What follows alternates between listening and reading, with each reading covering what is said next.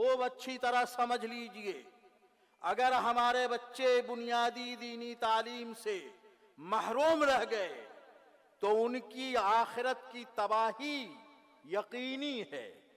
ان کا ایمان صحیح نہیں ہوگا، ان کا عقیدہ صحیح نہیں ہوگا، ان کی فکر صحیح نہیں ہوگی، ان کے اعمال صحیح نہیں ہوں گے، تو آخرت کی تباہی یقینی ہے۔ اور اگر ہم نے پیشہ وارانہ تعلیم حاصل نہ کی تو ہماری معاش کمزور ہو سکتی، معاش کمزور ہو سکتی، لیکن کمزور ہو سکنا وہم ہے اور ادھر تباہی یقینی ہے۔ اس لیے چاہے آپ انٹرنیشنل اسکول قائم کیجئے، بنیادی دینی تعلیم کا ایسا مضبوط نظم کیجئے کہ ہمارا بچہ جدھر جائے وہ پہلے مسلمان ہو، بعد میں ڈاکٹر ہو۔ الحمدللہ رب العالمین والصلاة والسلام علی رسولہ الکریم، اما بعد، اعوذ باللہ من الشیطان الرجیم، بسم اللہ الرحمن الرحیم۔ هل يستوي الذين يعلمون والذين لا يعلمون؟ صدق الله العظیم۔ قال رسول اللہ صلی اللہ تعالی علیہ وسلم: انما بعثت معلما، او کما قال علیہ الصلاة والسلام۔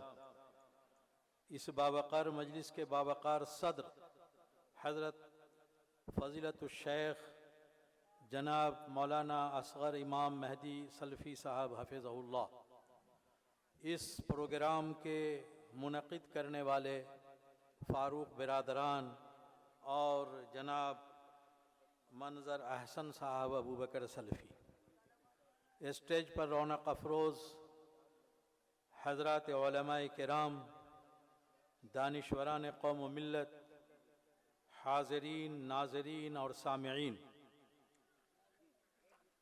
جو موضوع مجھے دیا گیا ہے دینی و عصری تعلیم کی اہمیت، اس پر کئی حضرات نے گفتگو کی ہے اور باتیں آپ تک پہنچانے کی کوشش کی ہے۔ میں کوشش کرتا ہوں کہ جو خلط مبحث ہوتا رہا ہے علم کے موضوع پر گفتگو کرتے ہوئے، اس خلط مبحث کو واضح کر دوں کہ ہم کہاں کہاں غیر ضروری طور پر اپنی باتوں کو علم کے حوالے سے آگے بڑھاتے ہیں۔ جہاں تک علم کا سوال ہے، بہت واضح بات ہے کہ اللہ تعالیٰ نے ارشاد فرمایا کہ کیا علم والے اور بے علم برابر ہو سکتے ہیں؟ فرمایا هل يستوي الظلمات والنور، کیا تاریکی اور روشنی برابر ہو سکتی ہے؟ اگر تاریکی اور روشنی برابر نہیں ہو سکتی، اگر اندھیرا اور اجالا برابر نہیں ہو سکتا، تو علم والے اور بے علم برابر نہیں ہو سکتے۔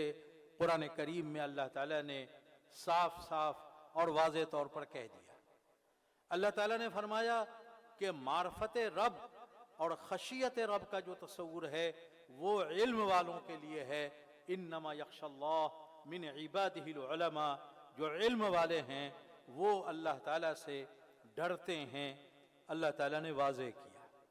ہمارے کئی مقرر نے اس بات کو بھی آپ کے سامنے رکھا کہ اقرأ بسم ربک الذی خلق، قرآن کریم کی پہلی آیت نازل ہوئی اور اس دور میں نازل ہوئی جب کعبہ میں 360 بت رکھے ہوئے تھے، اس دور میں نازل ہوئی جب ظلم اور ستم کی گرم بازاری تھی، اس دور میں نازل ہوئی جب عورتوں کو، لڑکیوں کو پیدا ہوتے زندہ دفن کر دیا جاتا تھا۔ اللہ تعالیٰ نے پہلے مرحلے میں اور پہلی آیت میں اور پہلے جملے میں یہ نہیں فرمایا کہ کعبے کو بتوں سے پاک کیا جائے، یہ نہیں فرمایا کہ ظلم کی گرم بازاری ختم کی جائے، یہ نہیں فرمایا کہ لڑکیوں کو زندہ دفن کرنے کا سلسلہ بند کیا جائے۔ پہلی وحی کا پہلا جملہ اللہ تعالیٰ نے فرمایا اقرأ بسم ربک الذی خلق، پڑھیے اس رب کے نام سے جس نے پیدا کیا۔ پتہ یہ چلا کہ ساری برائیوں کو ختم کرنا ہے، عقیدے کی تصحیح کرنی ہے اور ایمانی اور اسلامی زندگی گزارنی ہے، تو اس کا طریقہ ایک ہے اور وہ طریقہ ہے اقرا، پڑھیے پڑھیے پڑھیے۔ ہمارے کئی دوستوں نے یہ بات کہی کہ اسلام میں علم نافع کا تصور ہے، یقیناً ہے اور وہی ہے، لیکن سارے علوم علم نافع اس وقت بنتے ہیں جب ان کا رشتہ رب سے قائم ہوتا ہے۔ اقرأ بسم ربک الذی خلق، پڑھنے کا حکم دیا اور ساتھ میں کہا کہ اس رب کے نام سے پڑھو جس نے پیدا کیا۔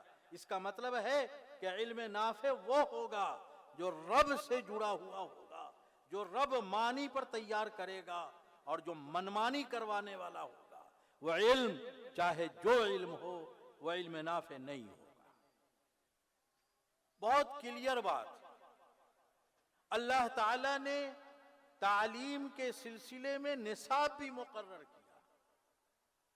آقا صلی اللہ تعالی علیہ وسلم کو اللہ تعالیٰ نے ذکر کیا کہ اللہ نے احسان کیا، لقد من اللہ علی المؤمنین اذ بعث فیہم رسولا من انفسہم یتلو علیہم آیاتی۔ کیا کام کریں گے؟ نبی کو علم دیا گیا، اور علم میں پہلا کام تلاوت کتاب کا دیا گیا، پہلا کام تلاوت کتاب کا دیا گیا، اور اس کے معن بعد وَيُزَكِّهِمْ تزکیہ کی بات کی، تربیت کی بات کی گئی، اصلاح نفس کی بات کی گئی۔ حضرت ابراہیم نبینا علیہ الصلوۃ والتسلیم نے جب دعا مانگی تو یہ کہا کہ اللہ رسول بھیج جو تلاوت کتاب کرے اور تعلیم کتاب و حکمت دیں اور تزکیہ کریں۔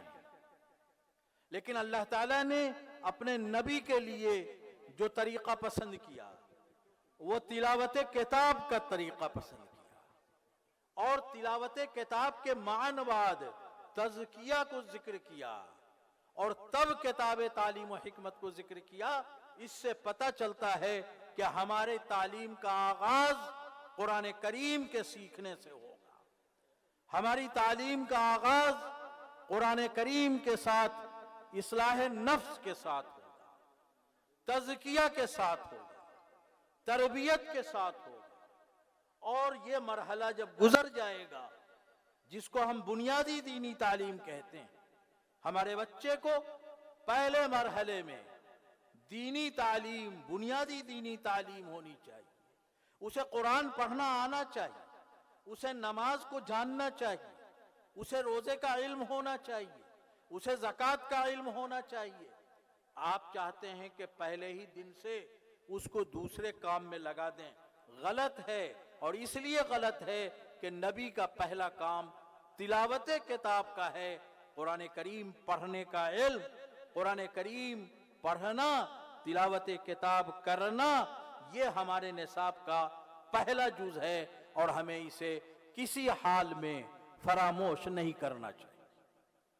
بنیادی دینی تعلیم کے اس مرحلے سے جب آگے بڑھ جاتا ہے ہمارا بچہ، تو چاہے آپ اس کو مدرسے میں بھیجیں، چاہے آپ اس کو اسکول میں بھیجیں، لیکن ہر دم یہ بات یاد رہنی چاہیے کہ اس کا رشتہ اللہ اور اس کے رسول صلی اللہ علیہ وسلم سے کسی مرحلے میں نہ ٹوٹے، یہ لازم ہے۔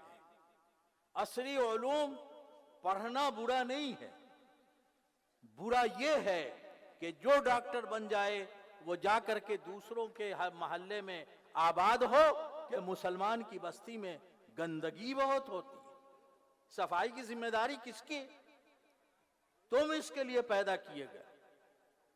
تو یہ پڑھنا برا نہیں ہے، لیکن جب رب سے رشتہ پڑھنے سے ٹوٹ جائے تو وہ چاہے جو علم وہ نفع بخش نہیں ہے۔ آپ جانتے ہیں مستشرقین یورپ نے کتنا کام کیا ہے اسلامیات پہ۔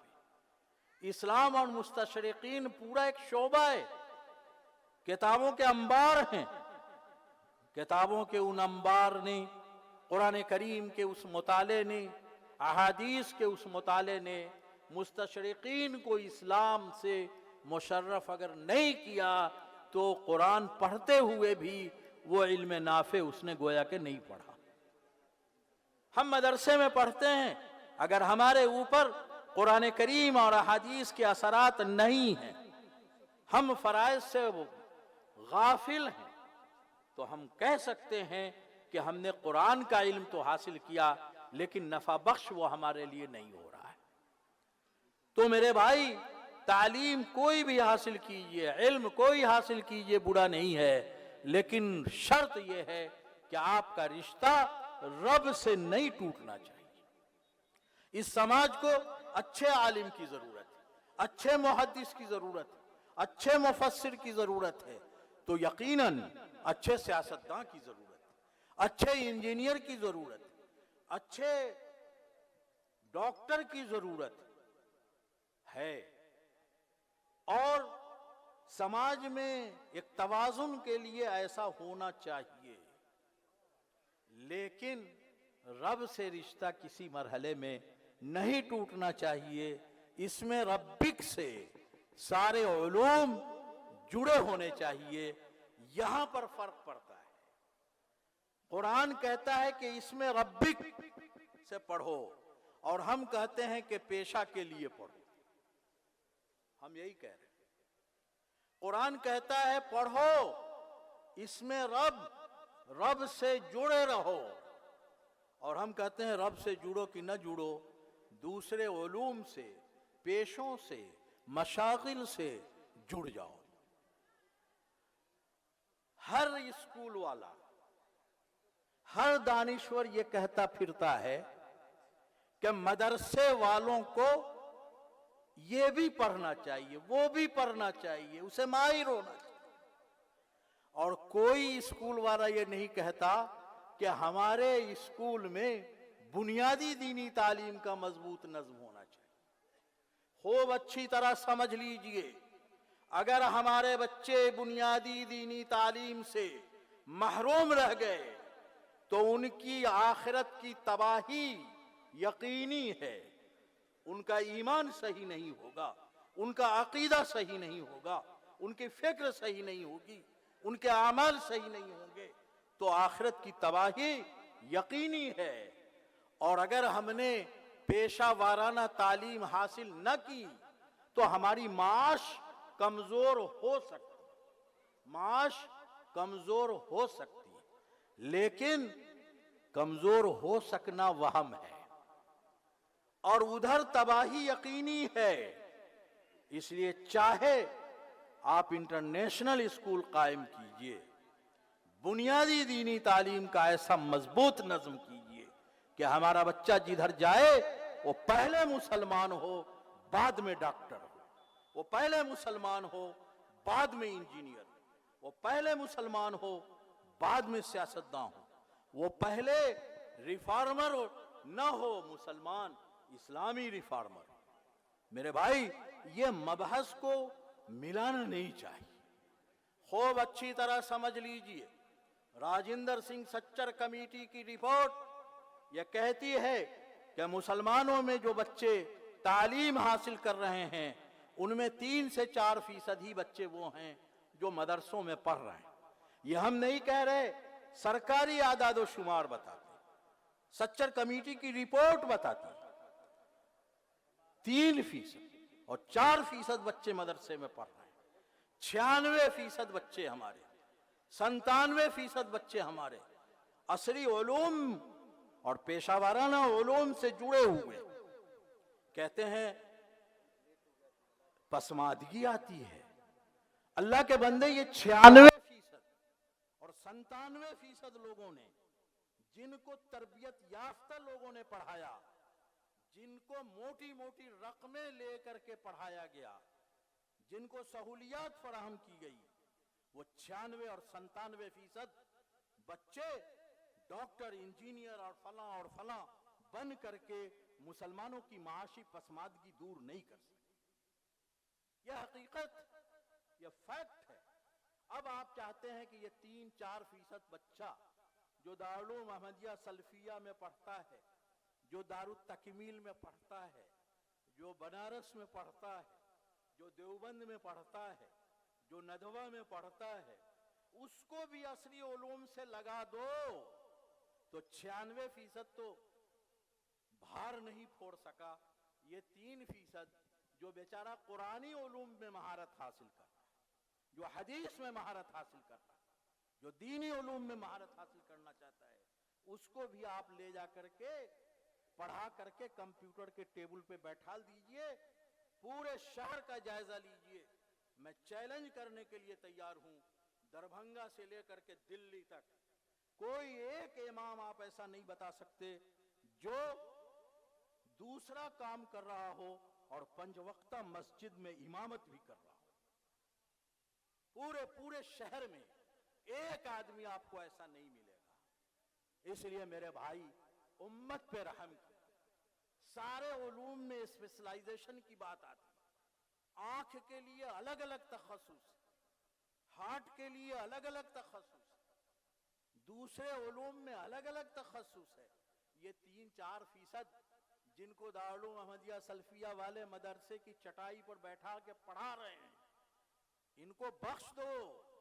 اگر ان کو نہیں بخشو گے اور ان کو بھی لے جا کے وہیں ڈال دو گے تو مسجد کو امام نہیں ملیں گے، اچھے مدرس آج مدرسے کو نہیں مل رہے۔ اس لیے یہ مت سوچئے کہ کیا ہوگا، بھائی ان 3-4% کے پیچھے کیوں پڑے ہوئے؟ شاہین والے الگ لے جانے کے لیے تیار بیٹھے، کوئی دوسرا الگ اچک کے لے جانا پڑتا ہے۔ کہا ہے بھائی مدرسے کے بچوں کا حافظہ بڑا اچھا ہوتا ہے، اللہ کے بندے تو کیوں نہیں کام کرتا؟ تو ہمارے بچے کو اٹھا کے کیوں لے جانا چاہتا ہے؟ ہم خیرات زکوٰۃ کھلا کر کے 3% بچوں کو قرآن پڑھاتے ہیں، حفظ کراتے ہیں، دینی علوم سے لگاتے ہیں، مسجد کے ممبر و محراب کے لیے کام تیار کرتے ہیں، آپ اس کو بھی اچک کر کے لے جانا چاہتے ہیں۔ اور عصری علوم میں دین سے جو دوری ہو رہی ہے اس کے لیے کوئی فکر کرنے کے لیے آپ تیار نہیں ہیں۔ خوب اچھی طرح سمجھ لیجئے، ان 3% کو، 4% کو اسلامیات میں تخصص کرنے دیجئے، قرآن میں تخصص کرنے دیجئے، حدیث میں تخصص کرنے دیجئے، دینی علوم میں تخصص کرنے دیجئے۔ یہ آپ کی ضرورت ہیں اور ضرورت رہیں گے۔ اب سوال یہ آتا ہے کہ ان کی پسماندگی کا کیا ہوگا؟ اللہ کے بندے، مالی پسماندگی تو 96% دور نہیں کر سکتے۔ مولویوں کو تو آپ کم سے کم تنخواہ دیتے ہیں، آپ کیوں نہیں ان کی تنخواہ کے بارے میں سوچتے ہیں؟ آپ کیوں نہیں ان کی مالی مدد کرنے کو تیار ہوتے ہیں؟ آپ مختلف موقعوں سے ان کو ہدایت کیوں نہیں دیتے ہیں؟ آپ کی توجہ ہو جائے گی تو معاملہ پسماندگی کا نہیں رہے گا۔ اور خوب اچھی طرح سمجھ لیجیے، میں نے ایم اے تک کیا ہے، پی ایچ ڈی بھی، ایسا نہیں ہے کہ عصری علوم اور اس کا، میں نے دارالعلوم دیوبند سے پڑھنے کے بعد میٹرک سے ایم اے تک کیا ہے۔ میں اس کا قائل نہیں ہوں کہ دونوں کے نصاب کو خلط ملط کر دیا جائے۔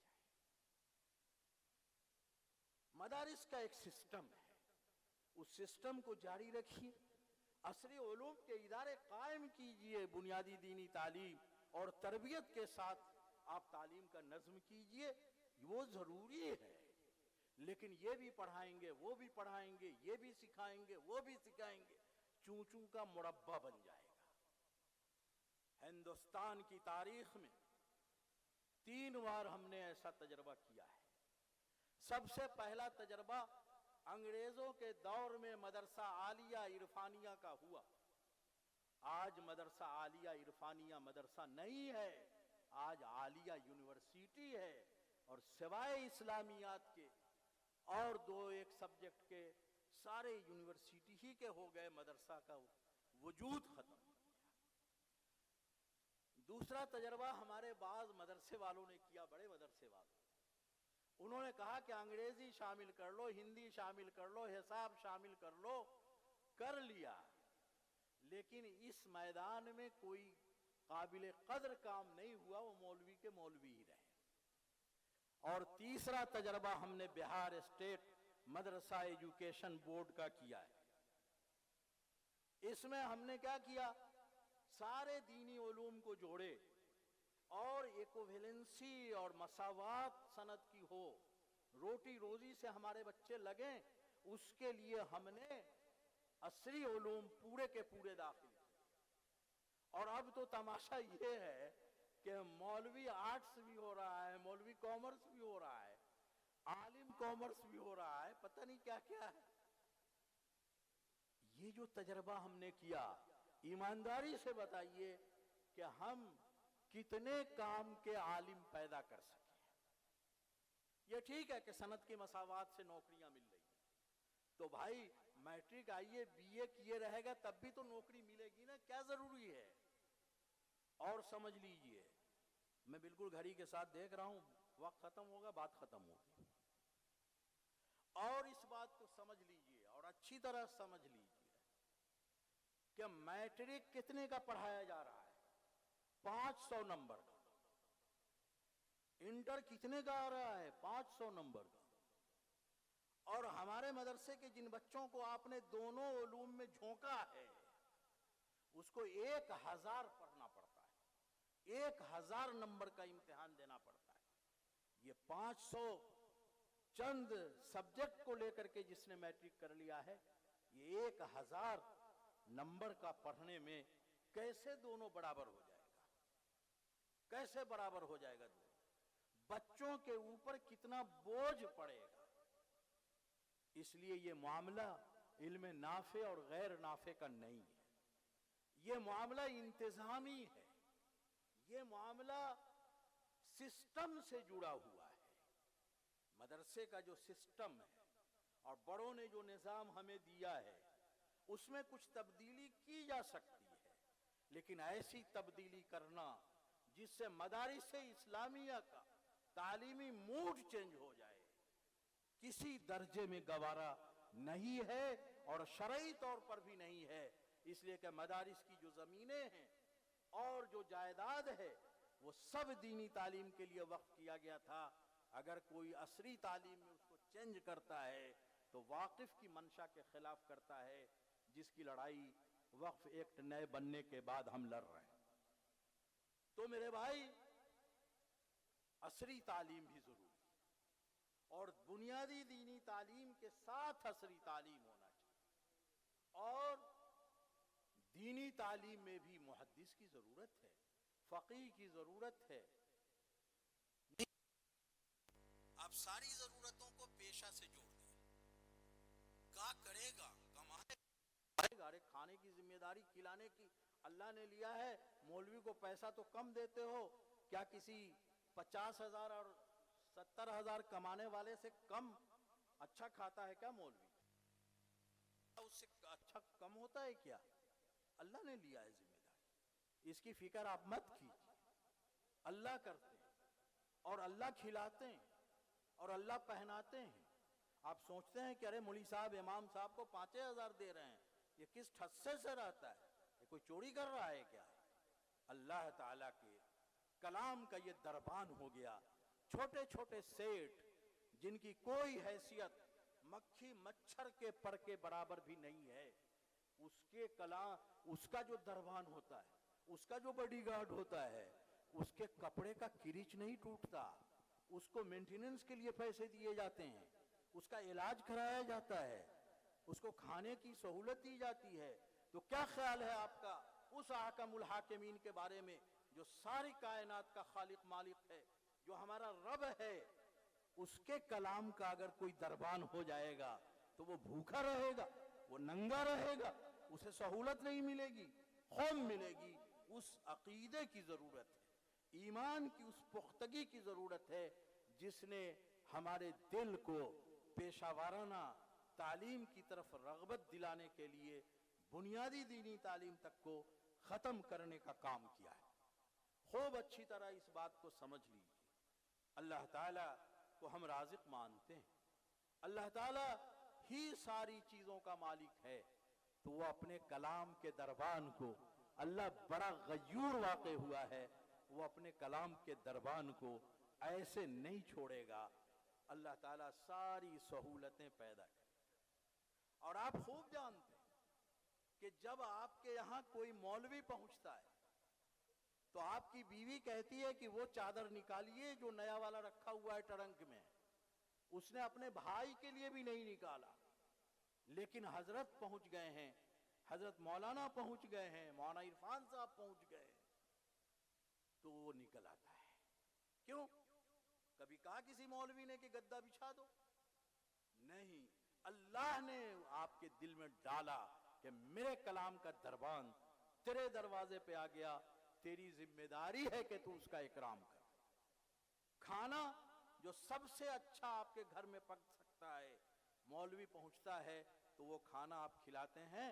کوئی مولوی نہیں کہتا کہ بریانی کھلاؤ، مگر آپ اس کی فکر کرتے ہیں. کیوں کرتے ہیں؟ وہ اللہ کے کلام کا دربان ہو گیا. ہم نے سارے علوم کو پیشوں سے جوڑ دیا، پیشوں سے جوڑ دیا. اور جب اکنامکس کے بابا کہے جانے والے آدم اسمتھ نے یہ تعریف کی تھی کہ علم جو ہے بریڈ اینڈ بٹر کا علم ہے، مکھن روٹی کا علم ہے، تو کتابیں اٹھا کے دیکھ لیجئے، آج تک اس تعریف کی آلوچنا اسی لیے ہوتی رہی کہ اچھا کوئی علم بھی روٹی اور مکھن کا علم ہوگا. اس نے ہمارے یہاں ایجوکیشن کی کوالٹی کو بھی متاثر کیا. مولانا ابوالکلام آزاد نے ناخدا مسجد میں تقریر کرتے ہوئے فرمایا تھا کہ یہ جو تعلیمی ادارے بھرے ہوئے ہیں، تم سمجھتے ہو کہ یہ تشنگان علوم سے پڑھے ہیں. نہیں، یہ وہ لوگ ہیں جن کو بتا دیا گیا ہے کہ کاغذ کا یہ ٹکڑا تم کو مل جائے گا تو روٹی کے 2 شوربے کا 1 پیالہ اور 2 روٹی تمہیں مل سکے گی. یہ اس لیے پڑھ رہے ہیں. اب یہ جب اس لیے پڑھ رہے ہیں تو آپ ان سے اخلاقیات کیا طلب کرتے ہیں؟ آپ ان سے ایمانی زندگی گزارنے کا کیا مطالبہ کرتے ہیں؟ آپ نے تو ان کو روٹی کے لیے ہی پڑھایا ہے. اس لیے میرے بھائی، بنیادی دینی تعلیم کا نظام پختہ کیجئے، مضبوط کیجئے. اگر یہ نہیں ہوا تو ہماری آخرت تباہ ہو جائے گی. جو اسکول ہمارے قائم ہیں ان میں بنیادی دینی تعلیم کا نظم، قرآن کریم کی تعلیم کا نظم اور فرائض اسلام کے جاننے، ایمانیات، عقائد کا علم ضرور پڑھایا جائے. اگر نہیں پڑھایا جائے گا تو یہ سب جو نسلیں آنے والی ہیں وہ دین سے دور ہو جائیں گی. اور اب معاملہ مسلک کا نہیں ہے، اب معاملہ سیدھے سیدھے دین اور دین بیزار لوگوں کا ہے.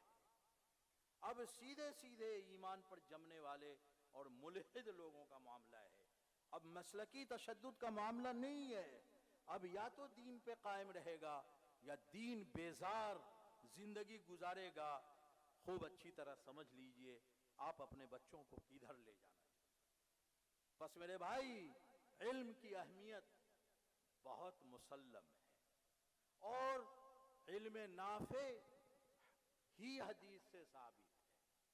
لیکن جب اللہ اقرا بسم ربک کہتے ہیں تو سارے علوم کی جڑ رب سے جا کر کے ملے گی، تب جا کر کے وہ علم نافع ہے. رب سے نہیں ملا تو علم نافع نہیں ہے. تیسری بات میں نے آپ سے یہ عرض کی کہ خلط ملط مت کیجیے. جو سسٹم ہے ایجوکیشن کا، اس سسٹم کو جاری رہنے دیجیے اور کم سے کم 3-4% بچوں کو قرآن کے لیے تعلیم دلوائیے، حدیث کی تعلیم دلوائیے. وہ مسجد کے امام بنیں گے، مدرس بنیں گے، آپ کے لیے صدقہ جاریہ ہو جائے گا. اور جو بچے آپ یہاں کر رہے ہیں، تعلیم دے رہے ہیں، ان کو بھی بنیادی دینی تعلیم سے جوڑیے تاکہ ان کی آخرت بھی ٹھیک ٹھاک رہے. میں آخر میں جناب شیخ منظر احسن ابو بکر سلفی، فاروق برادران اور بمبئی انٹرنیشنل اسکول کے ذمہ داران کا شکریہ ادا کرتا ہوں کہ انہوں نے مجھے اپنے خیالات کے اظہار کا موقع دیا. اللہ تعالی ہم سب کو کہنے سننے سے زیادہ عمل کی توفیق عطا فرمائے. وآخر دعوانا ان الحمد للہ رب العالمین.